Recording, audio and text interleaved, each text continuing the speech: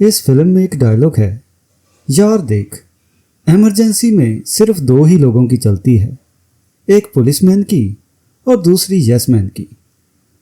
Hello everyone, unfilter talk के एक और एपिसोड में आपका स्वागत है।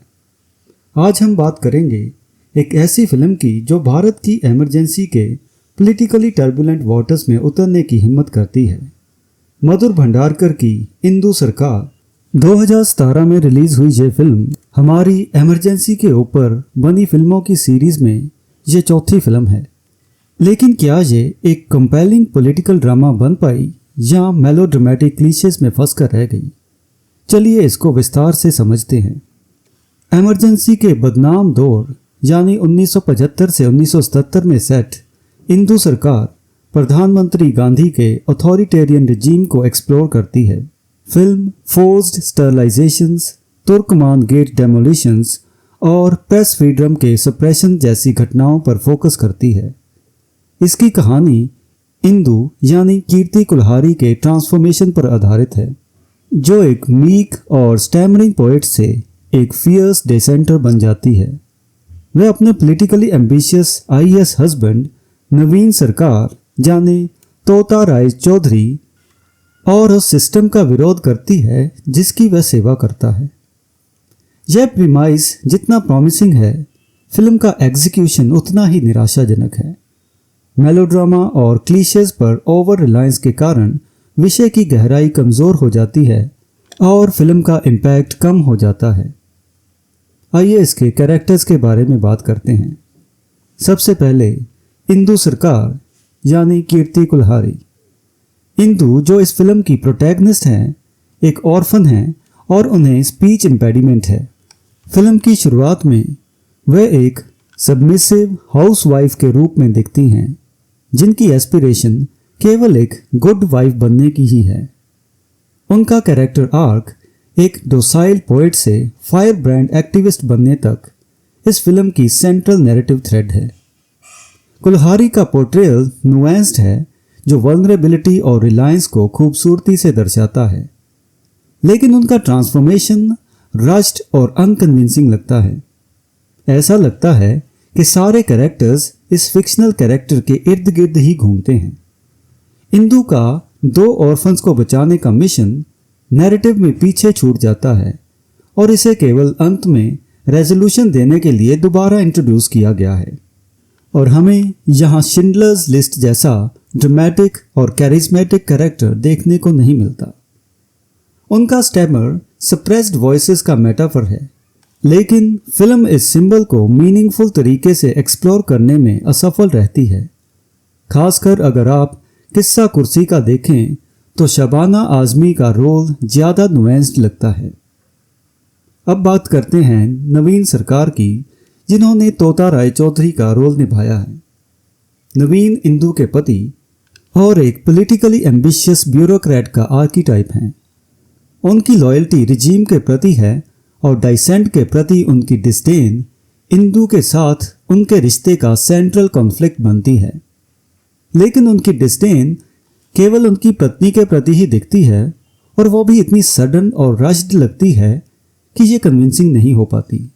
इसके बावजूद चौधरी ने एक कॉम्पिटेंट परफॉर्मेंस देने की कोशिश की है, लेकिन उनका कैरेक्टर वन डायमेंशनल है और केवल इंदु के अवेकनिंग के लिए फॉयल बनकर रह जाता है।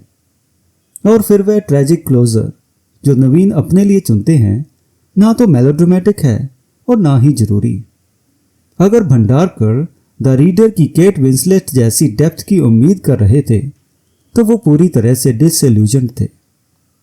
और अगला कैरेक्टर है चीफ का यानी नील नितिन मुकेश।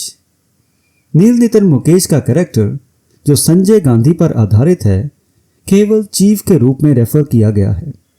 मुकेश का संजय गांधी के साथ बहुत ज़्यादा रिजेम्बलेंस देखने को मिलता है, और एक पावर हंग्री ऑटोक्रेट के रूप में उनकी पोर्ट्रेयल कुछ हिस्सों में चिलिंग लगती है।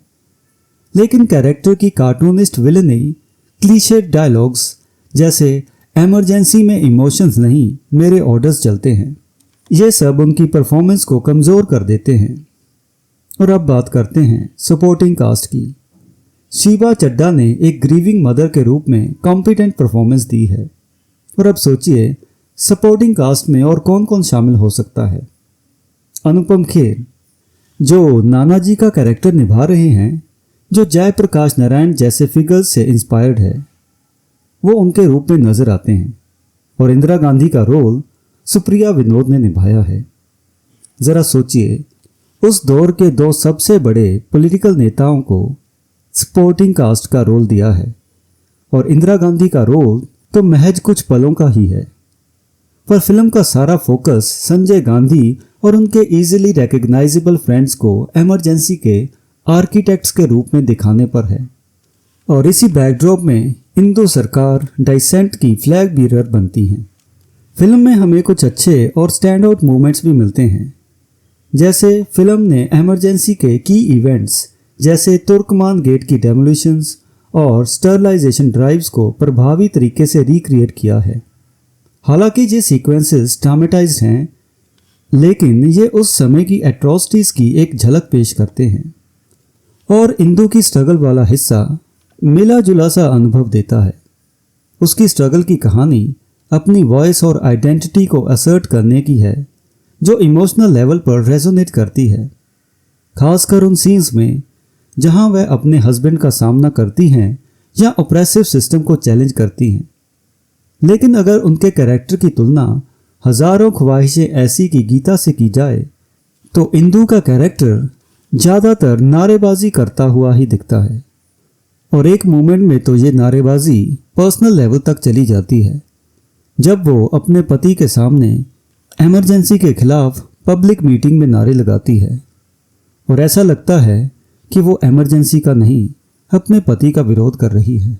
इस फिल्म में पॉलिटिकल एस्पेक्ट को भी अच्छे से एक्सप्लोर नहीं किया गया। सुधीर मिश्रा की हजारों ख्वाहिशें ऐसी, जिसने 1970 के सोशियो पॉलिटिकल लैंडस्केप को मास्टरफुली एक्सप्लोर किया था, उसके विपरीत इंदु सरकार की डेप्थ में कमी लगती है।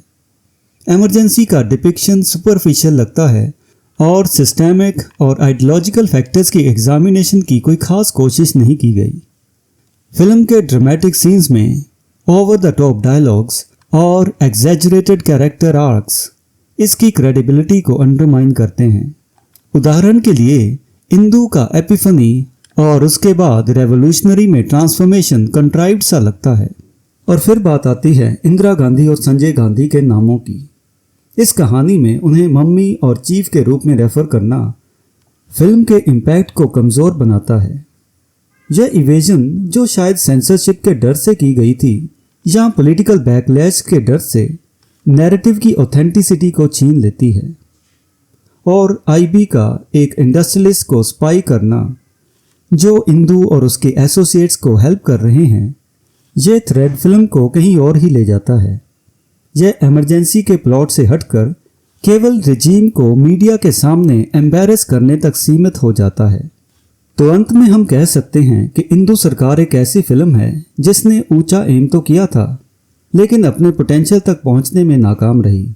इमरजेंसी को पब्लिक डिस्कोर्स में वापस लाना तो ज़रूरी है, लेकिन सुपरफिशियल नैरेटिव और मेलोड्रामेटिक एग्जीक्यूशन ने इसे एक इम्पैक्टफुल पॉलिटिकल ड्रामा बनने से रोक दिया।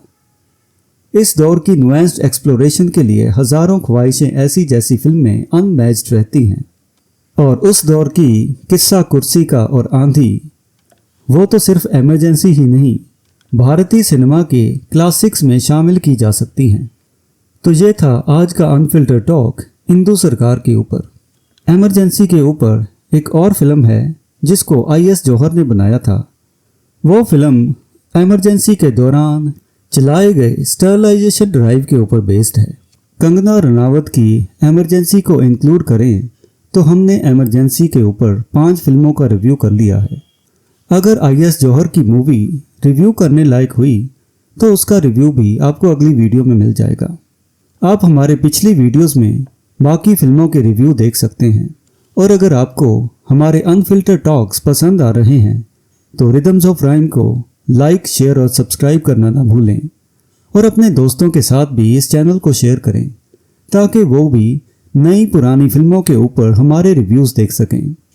And until next time, goodbye and thank you.